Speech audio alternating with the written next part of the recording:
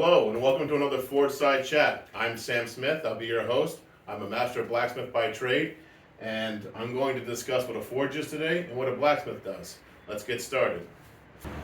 So where I'm going to start off is I'm going to make an impromptu discussion, just as if you were an apprentice of mine in my shop, asking the very same question, what a forge is and what a blacksmith is. Or anyone in the street for that matter. I'm happy to answer these questions. So, a forge. A forge is a piece of equipment, an apparatus, that allows you to forge iron and steel, ferrous metals, carbon bearing, iron bearing metal. So, with other alloys of course, there's a whole rainbow spectrum of steels, alloys, but a blacksmith is solely concerned with iron bearing alloys. So steel and iron itself, malleable iron, things like that. Not cast iron. So, here's the forge hearth. This forge is a mixture of different ideas. 18th century European, Japanese, and as well as my own design. Now I'm going to get the ash from the previous day's fire out of here first. It's actually still warm from 2 days ago. The ash insulates the fire that you leave behind if you don't break it down all the way. So what I'm doing is liberating the part of this forge design that is mine, which is these brick gates that allows me to control the airflow out of the air pipe, which is called a tuile.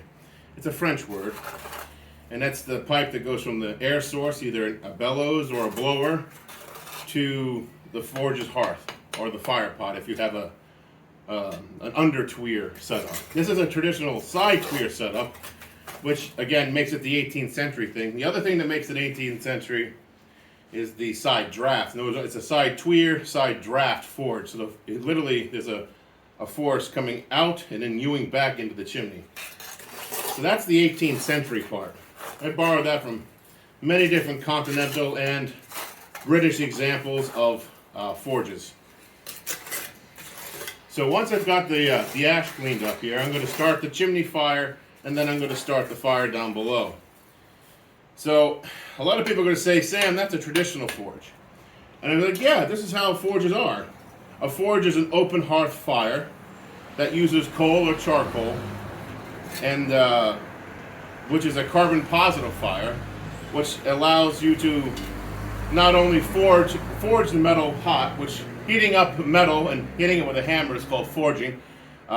Even cold forging, which is kind of like a misnomer, like an oxymoron, but you can use it because you're still hitting, you're smithing, because the word smith means to hit, right? And then we're going to go into blacksmithing after, but but you need to have an open hearth, and you need to have the fuel coal or charcoal, a carbon-rich fuel source. And the reason being is we work steel. Blacksmith works steel. At the end of the day, our superior material is steel, which is an alloy of iron and carbon. So working our iron in a carbon-rich fire protects that alloy. In cases, if you have the expertise, you can manipulate your forge to change the metallurgy of your piece of material. So keeping that in mind, the open hearth allows the flexibility. I can move this forge back. All these bricks move. I can have a fire massive here, and it'll still pull sideways, and it'll still be fed by this. I never use the full capacity of this forge. Even when I'm making Aristotle steel, I'll encapsulate this entire area and build an Aristotle steel furnace here and make direct steel. No problem. I don't open this all the way. So this is a lot of potential here in this setup. So I'm going to go ahead and start this fire in the chimney, and I'll change your position here. Now, in the old days, I could take a piece of iron and just hit it cold until the friction heated it up enough. I can just touch the paper and light it on fire. But I'm a pragmatic person, so I'm just going to light it the old way. I've already rang the anvil, but it's always good to ring the anvil. Scare the devil away. Or Loki, or whatever bad juju you believe in. And we'll let that set up. Once the charcoal is established in the fire, we'll go ahead and bring the coals down. As you can see, the natural draft is starting to take over and pull the flames through the coals. I put the paper down below, the charcoal behind it. Now charcoal is an interesting topic. It is the traditional fuel, but we as blacksmiths use coal back in Roman days because we find it naturally occurring in different places. But charcoal and coal both burn in similar ways. They're carbon-rich fires, carbon-positive fires. What a lot of people are confused about is a modern, they call a gas forge. In my world, gas forges do not exist unless it's an open hearth, which don't exist because they're not efficient. They don't hold the heat. They don't make a bed of coals. They rely on heating up ceramics and reflecting the heat and keeping it in a confined space. In every other aspect of life, we call that an oven or a furnace. Even like during the early 19th century, the puddling furnace to make thrice puddled wrought iron was in a puddling furnace.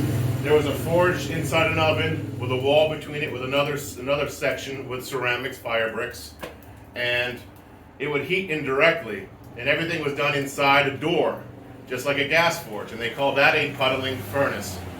So my guild is from the 1830s, and we're an unbroken line, and we call that a furnace, the gas oven or a gas furnace. Even in German, where they heat up the giant drive shafts in places like Saarstahl and Vogtlingen in Germany, they call them Ofens, because they're a giant oven. They don't say they're Essen. They're not forges, not Essen. So having the ability to speak 3 languages allows me to analyze the word. English, the word blacksmith is very unique to our language. Black being the color of the material, iron. Why? Because it's a gray or black. It's been forged in a positive, rich fire for 5,000, 6,000 years, ever since we started picking up meteorites or finding natural iron on the planet, sure, but that was more like coal forging. But it's been around for 5,000, 6,000 years anyway.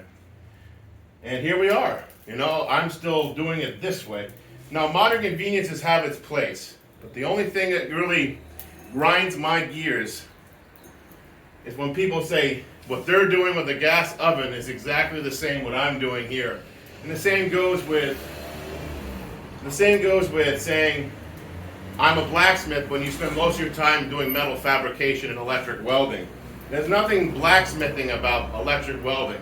There's nothing, the only thing we have in common with metal fab people is that we cut steel, usually with in a similar way, with a hacksaw, bandsaw, cutting disc. We don't want to melt the steel, we don't want to destroy the molecular structure. The blacksmith is always trying to refine the molecular structure of the material they're working. That's like our sole mission. That's why our entire process is built around that, refining the material.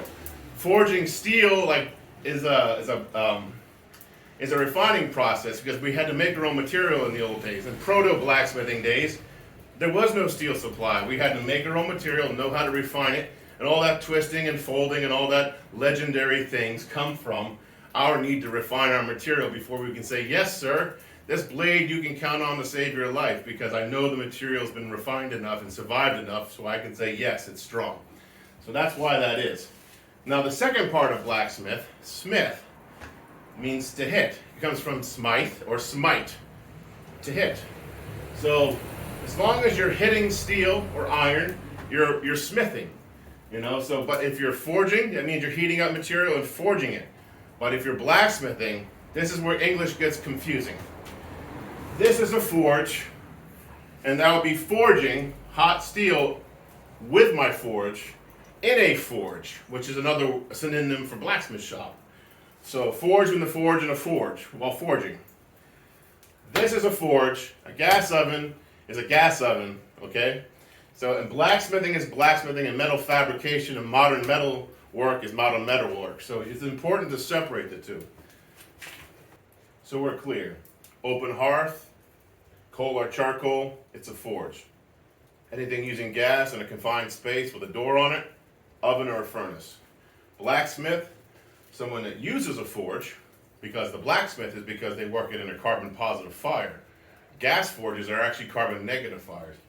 If you look at the chemical expression, the mathematical expression of combustion between methane gas, natural gas, and charcoal, you'll see a distinct difference. There's a multitude more carbon, free radical carbon flying around a charcoal fire, carbon dioxide and monoxide, than there is in a methane, which is why they say methane, natural gas is cleaner. They are, but you're also taking away the thing that protects our material as we heat it up over and over and over again. Because something can happen called carbon migration. Carbon migration, when you heat your material above non-magnetic, also known in the scientific world as critical heat, the material will be encouraged to leave. The carbon will be encouraged to break its bonds with the iron and go for the oxygen, because technically carbon has a higher affinity attraction to oxygen molecules than they do iron molecules. So keep that in mind. Every time you heat your material up to a bright orange and you have 1084 in there, that carbon is migrating, slowly but surely, every time. And that is actually one of the great mysteries and why you see a lot of modern metalworkers. That's why you see a lot of modern metalworkers using higher and higher quality steel, and then making the necessity that they can't forge those by hand anymore, where they need $15,000, $20,000 worth of machinery to work the higher and harder steels, because they're losing the carbon. I can take a 5160 steel bar and make the same quality as a 1084 bar out of a gas forge, because I use charcoal or coal. Like I said earlier, if you have the expertise, you can manipulate a real forge into changing the metallurgy. You can actually imbue carbon and make it not just maintain the level, but actually add to it. So keep these things in mind when thinking about a forge versus a gas rig, especially if you want to learn this as a trade, okay? As you can imagine, this definition that I hold dear, from all the way back from 1830, about what a forge is, what a furnace is, what a blacksmith is, what a blacksmith does, is important, but it also makes a lot of waves, you know? So a lot of people might be offended by these things. Don't take it to heart. I'm sure you're still a gifted, talented person. You've just been using the wrong terminology. I'll be making another video in the future about the difference between people blacksmithing and hand forged, people using machinery versus not using machinery, and still advertising things like as hand forged. So this is a cultural disconnect, because these people grew up learning from a generation of self-taughts, and then it's self-taughts teaching self-taughts, you know, and it gets ridiculous. And plus, with the internet being a wonderful tool as it is, the self-taughts now have a much larger audience, a larger theater to show these things. So I spend my life informing people of all the giant voids in their education, because the classical trained part of blacksmithing in the Americas is gone. Like there's only one guild that I know of that still exists from 1830, and I'm the guild master of it. And so I have this overwhelming responsibility to try to educate people, but at the same time I have to fight all this disinformation online. So this is why I'm making this video, and I'm trying to explain the differences between a real forge and why we call it a real forge and what the benefits are. It's not just because I want it to be. I'm not an antiquarian. I'm not trying to push my bias. I'm working with facts, scientific facts. Like a gas rig is not a forge in the traditional sense or any sense, because you don't have the flexibility of being able to manipulate the iron in different ways or change the shape of your hearth. And then you're also losing carbon. The whole thing you're trying to protect is you're forging steel. The most valuable item a blacksmith can forge is steel, because it can do things in big tools and knives, etc. So it's important to maintain these definitions and protect them. And it's important to remember what a blacksmith is. So I brought the coals down into the hearth now, and you can see that most of the sparks are going into the chimney, and that's as designed. In some parts of European blacksmithing, you wouldn't see a chimney at all. They'd just be open hearth, completely. Sometimes in England they call them like finery hearths, where they refine wrought iron, which is indirect making process. But I'll make a video about direct iron making, indirect iron making, because I'm also an iron master. I can make iron from the iron ore, so I'll go into that. So stay tuned. If you like the Forgeside Chats, getting a little insightful information from someone that's been at this since they were 14 years old. I've been 28 years now I've been doing this way. So if you have questions, put them in the comment section below. I'm happy to answer them. Consider liking and subscribing to catch other Forgeside Chats. That chimney hasn't quite heated up yet. Usually in the morning I'll light the chimney about a half an hour before I need it. That way that natural draft is pulled. There is no mechanical force pulling into the chimney. The only mechanical force here is the blower in the back pushing sideways, horizontally into the fire. And the gate's only open a fraction. if I open it more, you can see how intense that can get. But I'm waiting for it all to heat up first. There we go. One reason we wear our aprons up is mainly because the sparks.